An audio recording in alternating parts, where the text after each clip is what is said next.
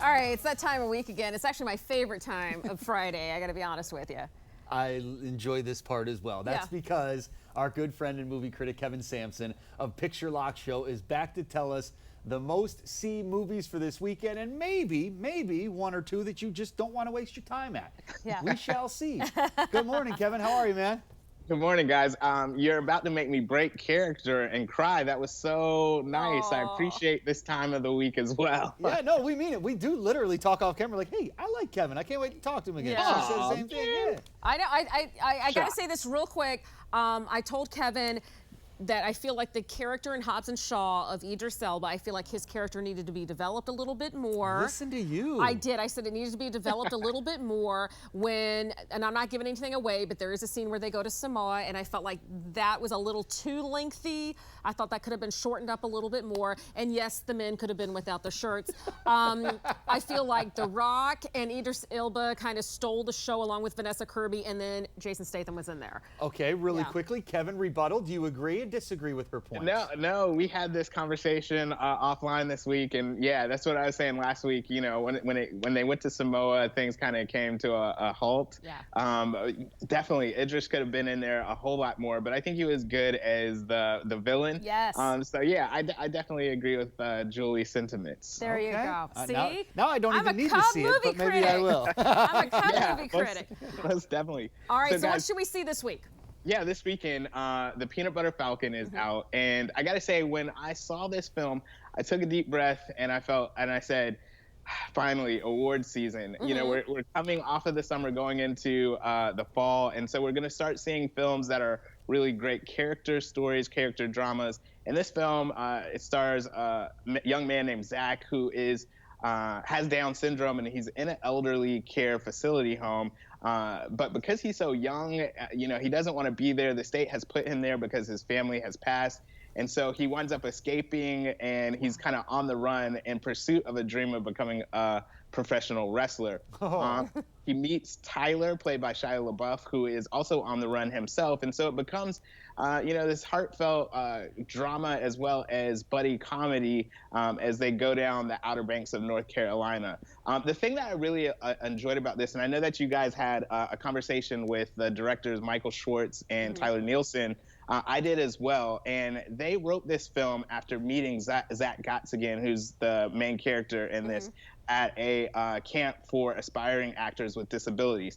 And so there's a certain sincerity that is brought to this film in showing Zach as a well-rounded human being first, and it's not the charity hero. And that's one of the things that I really appreciate about this. And so you're really able to see kind of the simple things in life, this great relationship that kind of forms between him and Tyler in the film. And so I definitely recommend folks check it out as a great way to just see a great film, but then also it casts a great light on those with disabilities and Down syndrome. So overall, a great story. Let me ask you this. Is this kind of, we haven't really seen Shia LaBeouf a lot lately, at least I haven't.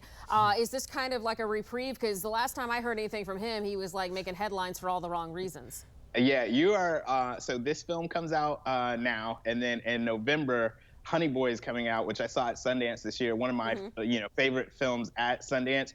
You're really about to start saying, wow, Shia LaBeouf is one of the greatest of his generation. Like, really? just yeah, he's phenomenal in both films.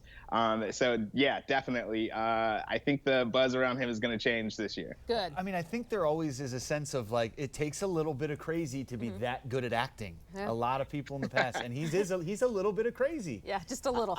Yeah, and I think when you see Honey Boy, you'll definitely kind of, because he wrote the film and stars in it himself, and it's kind of a almost bio. Okay. Yeah, you'll understand and appreciate it. Let's go into Netflix. They got Otherhood that's out. That came out last Friday, and my mom actually texted me and my brother and was like, I'm watching this movie, Otherhood.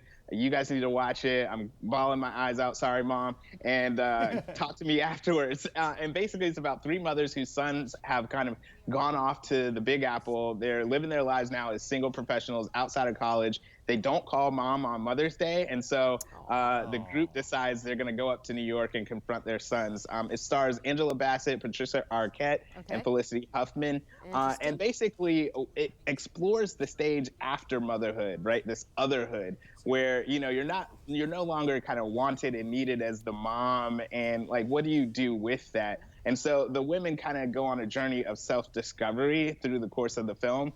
I really enjoyed it. I thought that it was really good, and it helped me to kind of appreciate my mother. And basically, the directors, it took 10 years to get this film off of the ground because of the age of the main characters. And so it does kind of address ageism.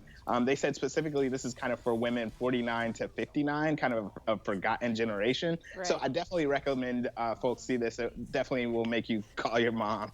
Should I? My mom's coming to town at the end of this month. Should I watch it with her? Yeah, definitely. Okay. I think she'll really appreciate that. All right, let's do it. All right, well, quickly before we let you go, Dear White People, let's talk about it.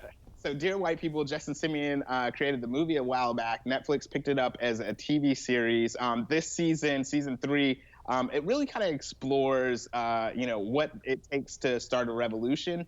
I think that this is a really great series in which it shows a group of Black students at predominantly white Ivy League campus and kind of what they deal with. It really, over the course of these 3 seasons, I'm noticing that it really mirrors most people's college experience. As a freshman, you come in eyes wide open. Second year, you've been here. Third year, you're really coming into your own. And that's what happens in this season. So I definitely recommend it for people who saw the film and have been watching to check that out. It definitely explores some of the hidden truths in terms of race and relations in America. All right, so some good storytelling, it sounds like, that you're recommending for us. Yeah, most definitely. Most definitely. Oh, wait, before we have like 20 seconds left, but before we came on, you said Julie made you count the times that the shirts came off in the Hobbs. And so what was the final count? In Hobbs, right? One for Idris and one for The Rock, which he had this superhero shot that lasted for it felt like 30 seconds. It was a Did you pass out? No. Did you faint? I almost did. I was like, woo! All right, Kevin, Sam, thank you so much for joining us today. We always love talking to you. Yeah. Picture no problem. Lock. My pleasure. Have a great weekend. On all social media. And Kevin, don't forget to call your mama. That's right.